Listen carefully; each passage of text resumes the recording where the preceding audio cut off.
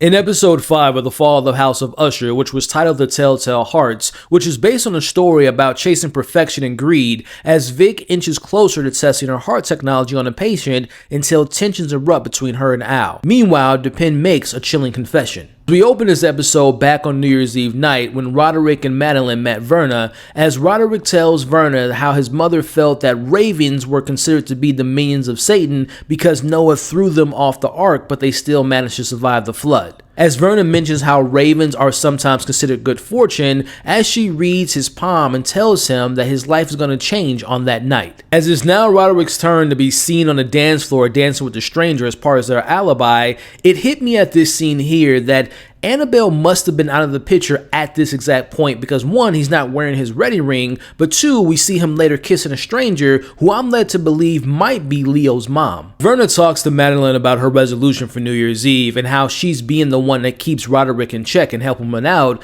She mentions that she's a queen without a crown. As the countdown nears 0, Verna asks if she'll rather be rich or famous. As we see, Madeline replies she would rather be rich, but what does she do now? Well, she says that she would never want a man to ever have power over her and that she'll figure out a way to live forever, as Verna kisses her, essentially kind of making her wishes come true. As it appears that we're getting closer to finding out what happened that night on New Year's Eve, but more importantly, what happened to Annabelle. As we cut to the funeral of Perry, Camille, and Leo, as we see the mothers are present, and they clearly seem to be, at least in my eyes, to be more saddened by the deaths of their kids, more so than the ushers, as Roderick sees the burnt version of Perry, but he also now sees the gesture in the balcony looking down at him. The funeral is now coming to a close, and we see Roderick looking at the mothers of his dead children, and he has nothing to say to them. As he walks away, he turns around and sees all 3 of his dead kids now staring at him. As the 3 remaining kids now have 24-hour security following them around no matter where they go, we get a little bit more insight of how the 3 remaining kids felt about the other kids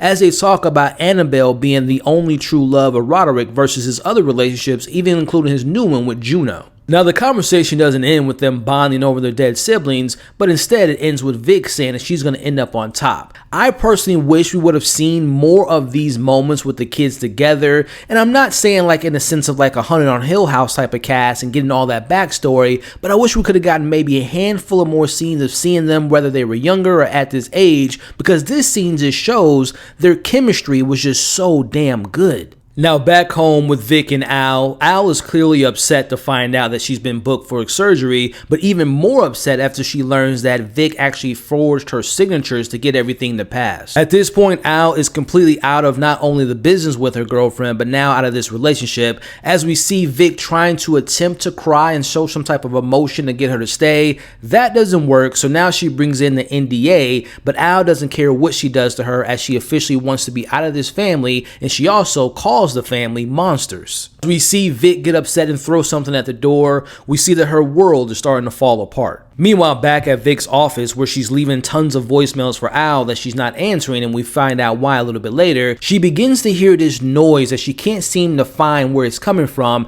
as Madeline pays her a visit to check in on the status of her human trials. Now, we know that she's there because of obviously discovering what's going on with her brother and her health, but this is another example of Madeline now putting the pressure on Vic, which later has her crack. Cut to seeing Dupin and Pym with the judge addressing how to move forward after the recent family tragedies, as Pym, or most likely Madeline, came up with a really good idea, which was saying that since Dupin said that there was an informant involved, this probably sparked some type of attack on the family, which again was a really good idea. Again, if that was Pym or Madeline or both of them, as Pym puts it on the table, should we just delay this trial, which seems to be something that the judge is on board with, or will Dupin give up who the actual informant is? Before all this took place in the scene, there was a moment at the very beginning when we saw Dupin talking to Pym about him being a good and a smart man. Why is he working for the Usher family? And Pym responds by saying that he got everything in his life all due to Roderick. I'm very interested and also excited to get more of Mark Hamill, number 1,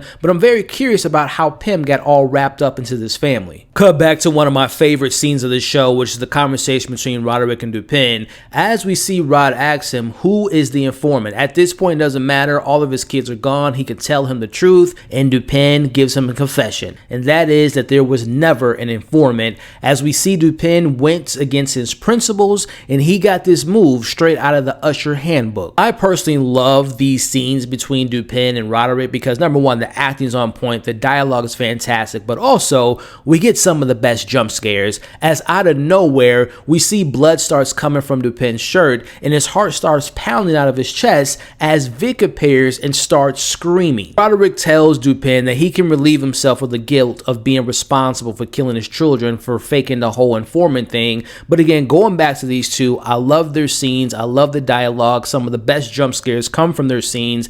I am so excited to see how their scene's gonna end. As we cut back to a flashback scene in a meeting that took place between Madeline and Rufus as she's trying to add more computers to his arsenal, but this isn't Roderick that he's dealing with, as we see Madeline pushes back to him when he tries to make a move with her, but then he actually takes the next step and gets aggressive and starts bad-mouthing her as he brings up that he knew who their actual father was, but then he goes a step further and goes really low when he mentions their mom and what her relationship was with their dad. Then he goes on to bring up that she can have sex with him and that's her way of climbing a ladder, but to never screw him over. My goodness, I love this version of Madeline. I love the performance by Willa, and that guy that plays the boss, he is a creep. He is the worst. He is despicable, but the actor, he's doing a phenomenal job of being a creep. Find out that this was all set up and this was a part of the collaboration they're doing with working with Dupin. I gotta say, I love this plot. This might be my favorite plot of the show. Seeing the younger versions of these characters and how their careers shook out,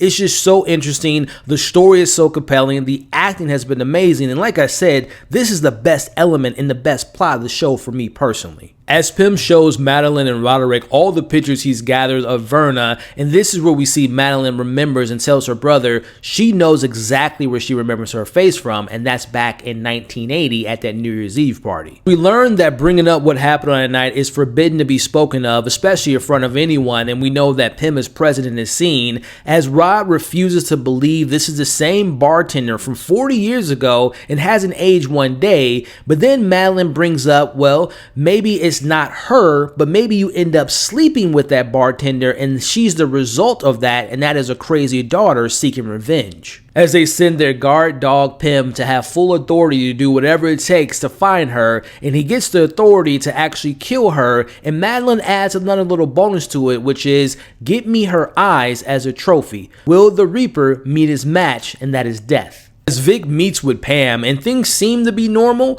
but not in Vic's head, as she continues to hear that noise, and the question about her humanity is put to the table, as we can clearly see she's losing it.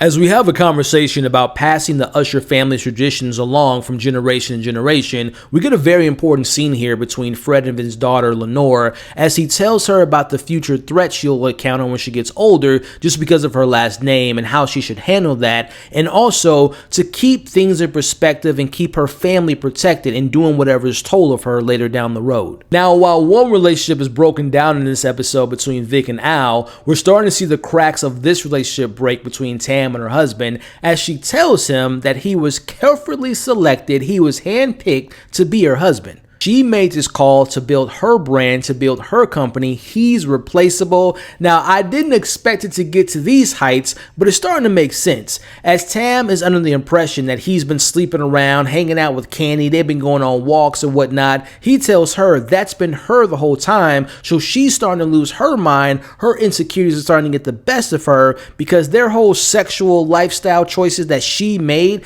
is not the best thing for this relationship, as he tells her that he hated doing all that and he ultimately leaves. This setup between Tam and Will and that relationship, and also this scene here and this performance was fantastic. I am very interested to see how they're going to kill off that character. As we see Roderick talking to that same stone wall that we saw all the way back in episode 1, as Roderick believes he knows how to stop all of this. See him preparing to take his own life. Will he do it by overdosing on his own pills? Will he stab himself in the stomach? Will he jump out of the window? Well, he doesn't do any of that. He doesn't have the courage to do so, which leads him to heading to his daughter's house and talking to Vic. As we end this episode by him apologizing for having the kids turn against one another, he tells her that he's not strong, he's not brave, and he will fully support her with everything she needs to complete this project. Conversation pivots when we see her talking to her dad and asking if he can hear that noise, which he confirms he does.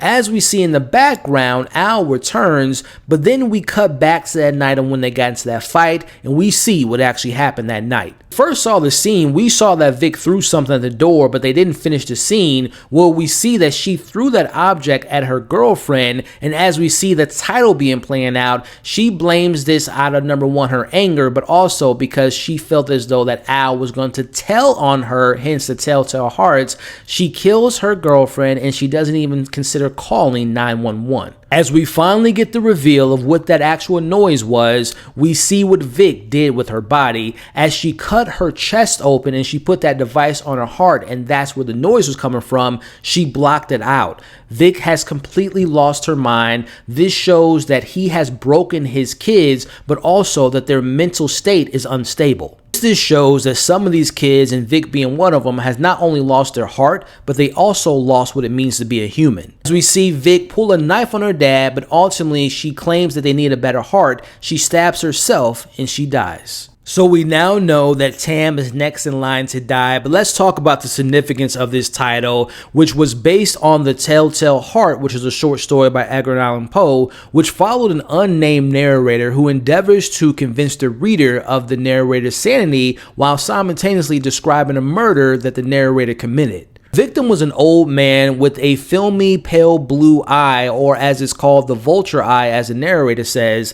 The narrator emphasizes the careful calculation of the murder, attempting the perfect crime, complete with dismantling the body in a bathtub and holding it under the floorboards. Ultimately, the narrator's actions result in them hearing a thumping sound, which the narrator interprets as the dead man's beating heart. The details of the character in that story and comparing it to Vic were spot on, as she was driven mad by this project and she was so fixated on it being perfect, and how that unfolded in the conversation she had with Verna about losing her sight on being what it means to be human, and Roderick having been a part of that was just genius to me. Now, speaking of genius, no disrespect to the previous two episodes, but Mike Flanagan directed this episode and he did such a phenomenal job, and to me, this is my favorite episode so far of the show. Again, just the detail of the eye. I don't know if you guys noticed, but every time we saw Pam, there was something going on with her eyes, which can be looked at as the old man of the story, but also, again, chasing perfection and greed. Just similar to that narrator, we saw Vic chasing the perfection of that device. Now, my major questions after watching this episode for the first time was,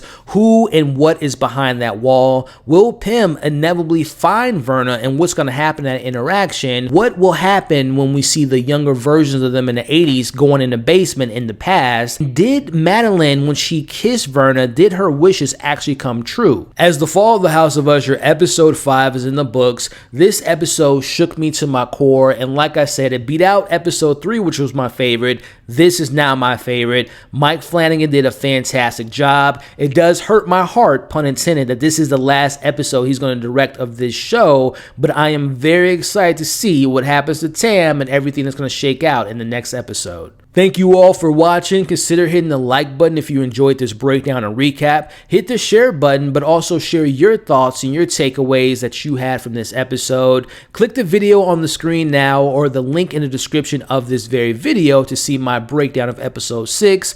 Consider subscribing to the channel. You all are awesome. Hope you're staying safe, and I'll catch you all on the next video.